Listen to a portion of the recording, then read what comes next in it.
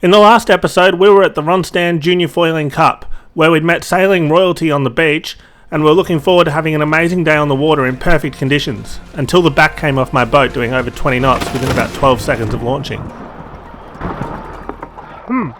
However, I was then offered the chance to take the Skeeta demo boat for a spin, which I was super grateful for.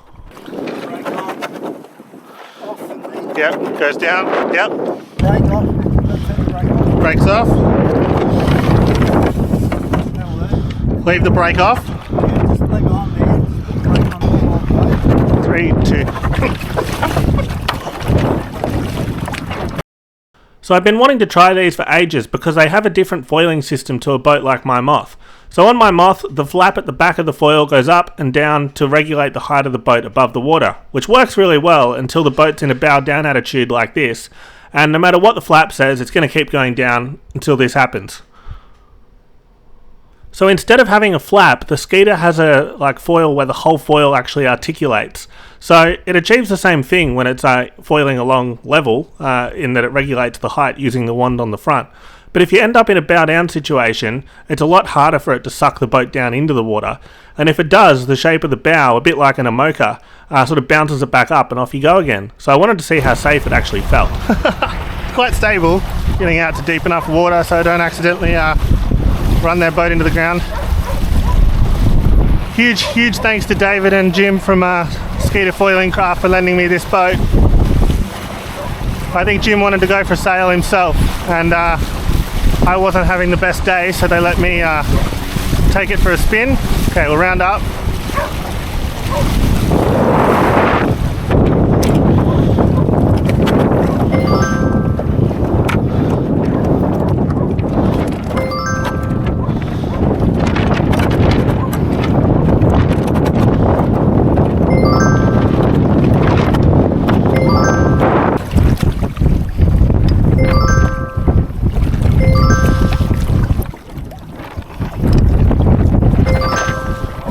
So basically what I'm doing here is just pulling the wand at the front down, which sets how high above the water the boat's going to fly. These boats have 3 sails to suit different crew weights, so this one was set up with the medium-sized 8.5 metre sail. So while these boats originally started as a concept in the Moth class, they've since evolved kind of out of class rules. They figured maybe they, instead of having a gantry, they'll just make the hull longer, so you've got a bit of extra waterline length there, like they're 12 foot long instead of 11 like a Moth. The 9.5 metre sail is also a little bit bigger than the Moth. I found that the extra size and just a bigger boat was a lot easier for me. If you might have noticed that I'm kind of jamming myself into a Moth, this felt a lot more kind of homey and comfortable. Coming into a puff.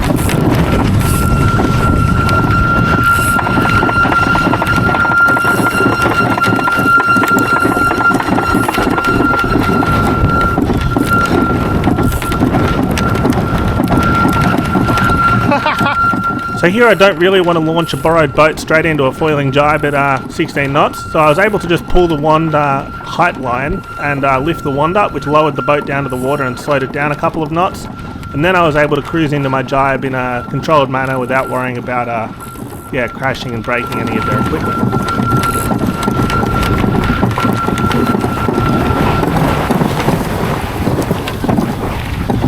That's crazy how well that works.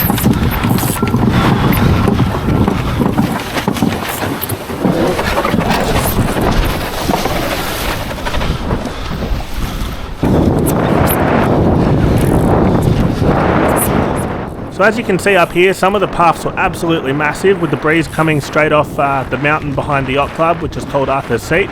So apparently on the start boat for the racing, it was going from about 8 to 22 knots constantly, so it was really challenging. I think I should have probably foiled a little bit higher, knowing how safe the foil control system is now, because then I could have really cranked the boat over on top of me even further and really pushed hard.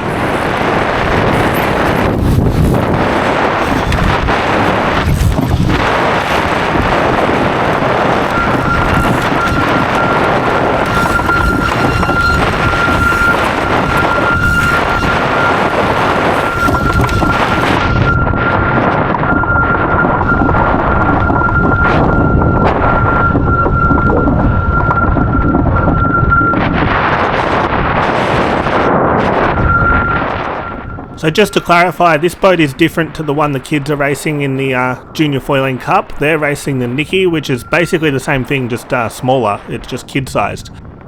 And while this isn't a sponsored video, if I didn't get to borrow this boat, I would have been crying in the car park at McDonald's with my broken moth. So I might be a little bit biased just because I got to sail when I normally wouldn't have.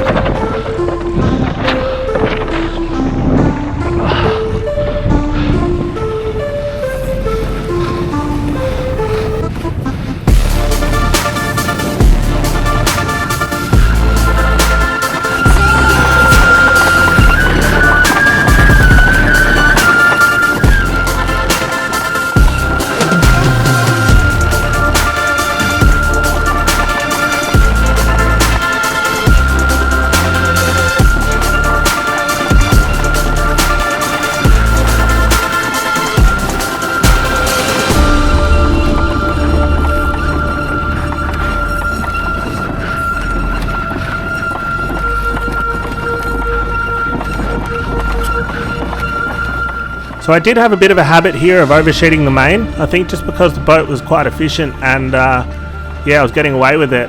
I wasn't using enough main sheet to get that red telltale on the other side of the main there to really attach a lot of the time. So I think I would have gone even faster if I eased some main a bit more often.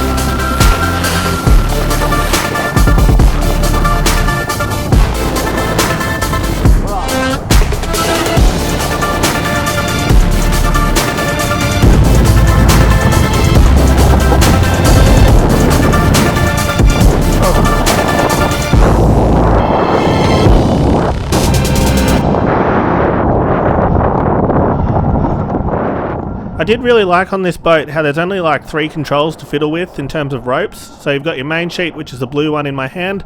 Then you've got the Vang, which is the one that pulls the boom down to the I-beam track there.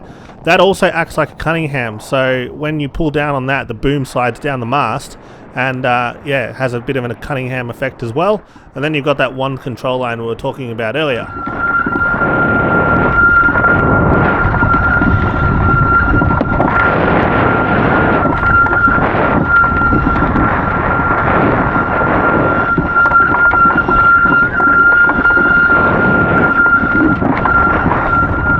While we're just cruising along here, a massive thanks to the people that continue to support the channel on Patreon. It's greatly appreciated to keep all these projects on the go and keep the videos coming out.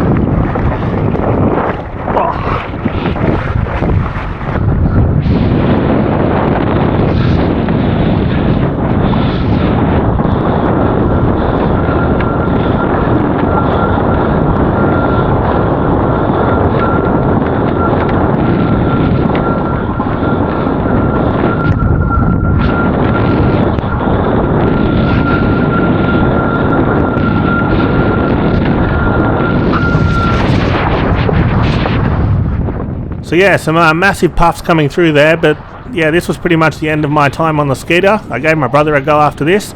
My initial impressions are that it's just so easy, like it's stable, you can just put the foils down and everything just works.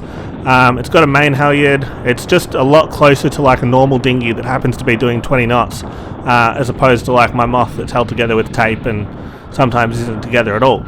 I suppose if it was my boat, I'd put some stickers on it to say which way the wand rope sort of works and also which way you twist the tiller to go up or down. The twisty tiller doesn't seem to have as much effect as it does on a Moth, since the foil isn't like the angle of attack of the foil is not linked to the pitch of the boat. So yeah, all in all, I really enjoyed it. It's just an easy day on the water after a pretty crappy start. So massive thanks to Jim and David from Skeeta Watersports for lending me the boat. It was brilliant. I hope you liked the video. Remember to like and subscribe, and I'll see you next time.